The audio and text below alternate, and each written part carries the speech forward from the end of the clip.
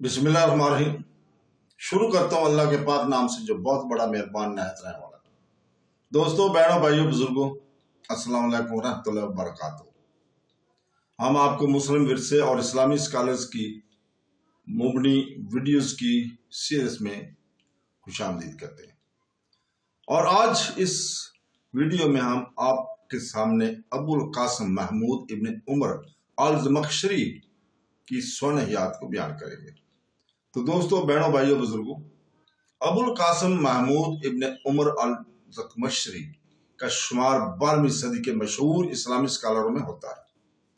آپ سن 1075 میں خوارزم کے قصبے زمخشر میں پیدا ہوئے، جو آج ترکمستان کا ایک حصہ ہے۔ چھوٹی عمر سے انہوں نے زبانوں، ادب اور مذہبی علوم کا مطالعہ کیا اور غیر معمولی طور پر صلاحیت حاصل کی۔ ان کی جائے پیدائش زمخشر سخاوت اور سیکھنے کا ایک فروغ پذیر مرکز تھا، اور انہوں نے ان کی فکری نشو و نما کو بہت متاثر کیا۔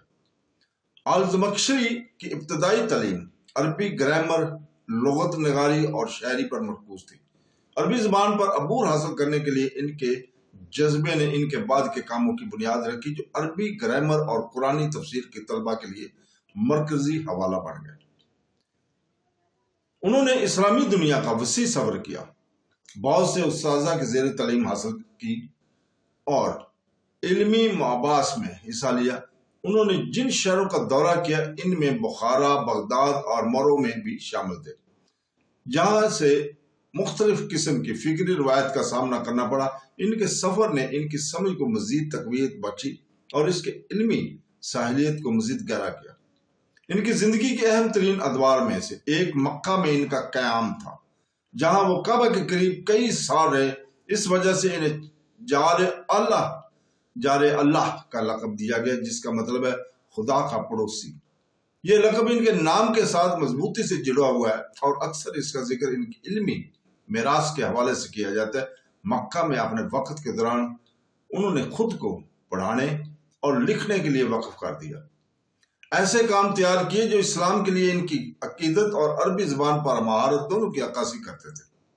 الزمخشری کو قرآن پاک کی تفسیر الکشاف کے لیے سب سے زیادہ یاد کیا جاتا ہے۔ تفسیر کے اس یادگار کام کو اسلامی تاریخ کی سب سے زیادہ اثر انگیز تفسیروں میں شمار کیا جاتا ہے۔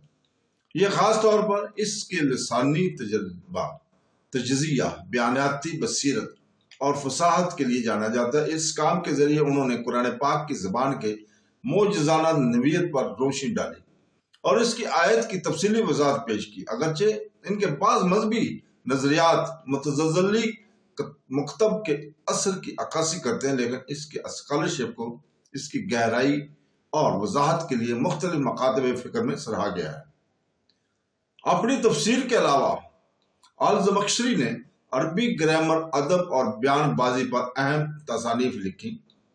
ان کی کتاب المفصل گرامر کے مطالعہ میں ایک بنیادی متن بن گئی ہے، جو صدیوں سے طلباء کے ذریعے وسیع پیمانے پر استعمال ہوتی رہی ہے۔ فصاحت کے ساتھ درستگی کو یکجا کرنے کی ان کی صلاحیت نے ان کی تحریروں کو زبان اور تشریح کے علوم میں دیر پا تعاون فراہم کیا ہے۔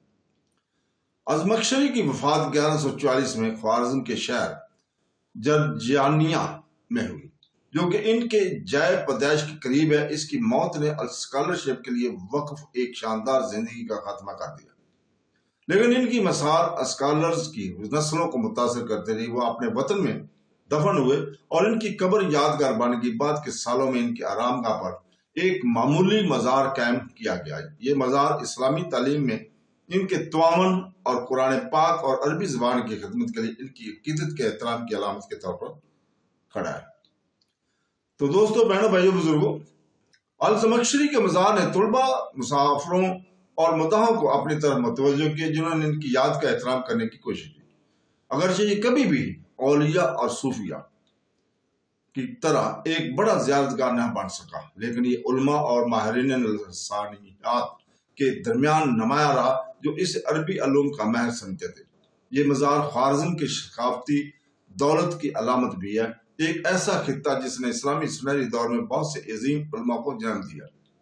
ابو القاسم محمود آج ابن عمر الزمخشری کو اسلامی سکالرشپ کے دیو کے طور پر یاد کیا جاتا ہے۔ ان کی تصانیف خاص طور پر الکشاف اور المفصل اب بھی تفسیر اور عربی گرامر کے ماہرین کے ذریعے مطالعہ اور احترام کی جاتی ہے، احترام کیا جاتا ہے اس کا۔ ان کا مزار اسلامی تہذیب میں ان کی خدمات اور علم کی پائیدار قدر کی یاد دہانی کے طور پر کھڑا ہے۔ ان کی زندگی اور میراث عقیدت، اسکالرشپ اور سچائی کی جستجو کے درمیان گہرے تعلق کی عکاسی کرتی، ایسی خصوصیات جو دنیا بھر کے طلباء اور اساتذہ کو متاثر کرتی رہتی۔ تو دوستو، بہنوں، بھائیوں، بزرگوں، اس کے ساتھ ہی ہم کل تک کے لیے اجازت چاہتے ہیں، اور کل انشاءاللہ تعالی اسی وقت ہم آپ کے سامنے دوبارہ حاضر ہوں گے اور اسلامی اسکالر الوزیر ابو لال زہر کی تاریخی بیان کریں گے۔ تو دوستو، اللہ تعالیٰ سے دعا کرتے ہیں کہ وہ ہمیں قرآن پاک اور حدیث نبوی پر عمل کرنے کی توفیق عطا فرمائے۔ آمین ثم آمین۔ اللہ حافظ۔